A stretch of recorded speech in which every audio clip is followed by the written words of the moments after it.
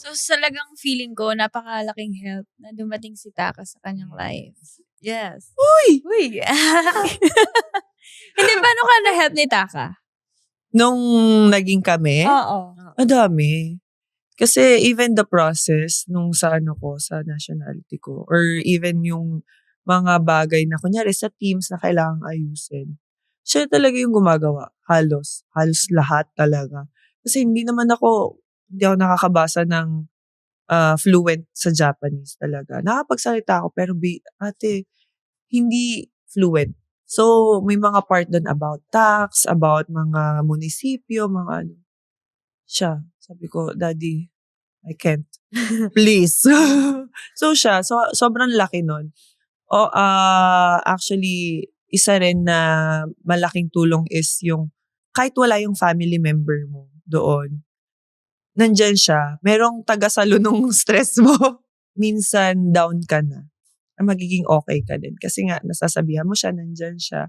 And naintindihan niya. Kasi Japanese din siya. Alam niya rin yung system doon. Alam niya din paano sila mag-training. Ganyan. Yes. And also, kunyari sa laro, pag nakakanood siya ng laro ko, Tewe, prank ka naman talaga. Talagang talaga. Yung mismong parang masasaktan ka na lang sa sabi mo, pero, ay, oo nga. Yung sabihin niya talaga kung ano yung kulang mo. Which is, for me, na-challenge ka na gawin yung tama. Parang i-improve yun. At nag-propose siya after how many years? How many years? Hindi, mabilis lang. Mabilis lang. Oo, kasi in love talaga siya. Wow! Malingero. Alam mo kung kailangan talaga niya Upo ka. Hindi, nagulat ka no na nag-propose siya or in-expect mo Hindi, na? marami na siyang beses na nagtatry. Dinatanong niya, can you be my girlfriend? Can you be my girlfriend? Wait. Parang, hindi pa. Wait lang. Tapos, eventually, isa rin naging part nun yung changing of nationality. Parang sabi namin, no, we're not gonna get married just because of the changing of nationality. Gusto ko na makilala pa kita. Gusto ko yung love doon is deep. Not just because, yun nga. Pero dahil mga tao din na parang hindi, kailangan nga, baka maging part yun, which is, hindi naman naging part ng change of nationality. Pero, alam mo, kahit na madali yung kasal namin, never regret. Hindi ako nag-regret na, ay, bilis lang yung transition namin. Yes. Kasi lagi ko sinasabi, hindi naman yung girlfriend-boyfriend na relationship yung pinapatagal. Relationship nyo as husband and wife. Yung gaano kayo katagal, pinalongan, yung family nyo, diba? Kung talaga mahal nyo yung isa't isa, diba? Doon din naman, mag-e-end yun. Tsaka doon din mag-work. Oo naman. Diba? Tsaka doon mo malalaman yung ugali ng isang tao pag magkasama talaga kayo sa isang bahay. Totoo pala yun. Doon mo na makikilala. Oo, mas doon mo na makikilala. talaga makikilala. Tsaka matatanggap. Kasi pag girlfriend, boyfriend, medyo may minsan, may tinatago pa, di ba? At saka parang, usually siguro sa mga umpisa lalo, lagi ka parang perfect. Best foot forward ka lagi. Pero dumating ba kayo sa point na parang hindi nyo mapaintindi sa isa't isa yung gusto nyo sabihin? Maraming beses na. Hindi na mabilang. Google na lang. Hindi. Wait lang. May mga times na parang, wait lang. Space muna.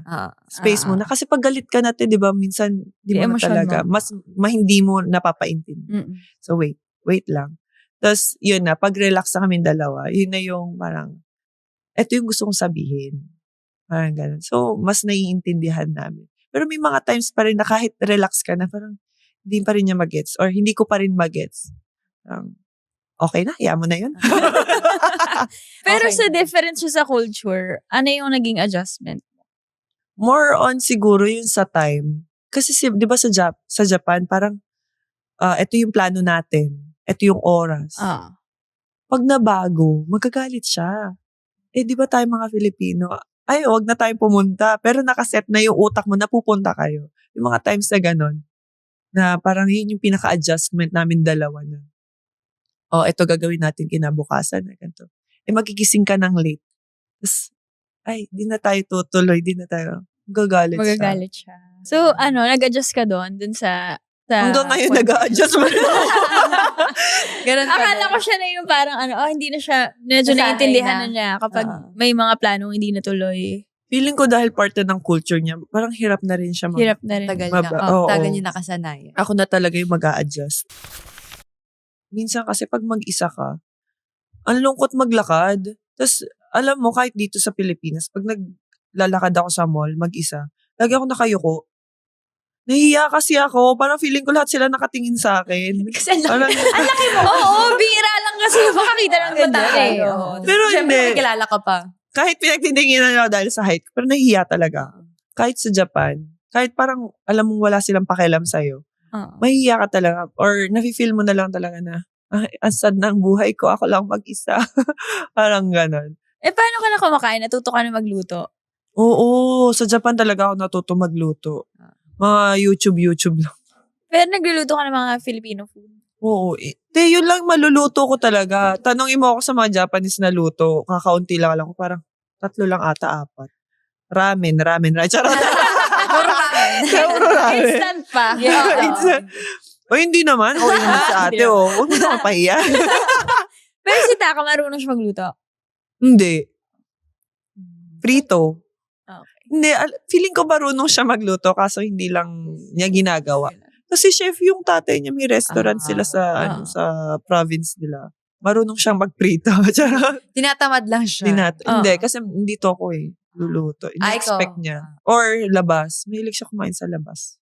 Wait lang, paano pala yung naging adjustment niyo na baliktad kayo? Ikaw nasa Japan, tapos siya nandito.